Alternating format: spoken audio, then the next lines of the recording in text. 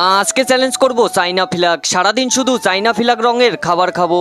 अच्छा ठीक है। তাই তো বন্ধুরা বেরিয়ে পড়লাম চাইনা ফ্ল্যাগ রঙের খাবার খোঁজার উদ্দেশ্যে। চাইনা ফ্ল্যাগের মধ্যে মোট দুটি কালার আছে, একটা হচ্ছে রেড আর একটা হচ্ছে ইয়েলো কালার। প্রথমে ট্রাই করব তরমুজ দিয়ে বানানো একটা রেড কালারের সোডা। কিন্তু তরমুজ দিয়ে বানানো এই রেড কালারের সোডা খেতে কিন্তু সেই ছিল। পরের খাবার খুঁজতে বেরিয়ে পড়লাম আরো একটি দোকানে। দোকানে এসে একটা রেড কালারের চুপা চুপস ললিপপ পেয়ে গেলাম। তাই তো বন্ধুরা বেশি দেরি না করে এই বাচ্চাদের ললিপপটা তুষে তুষে খেয়ে নিলাম।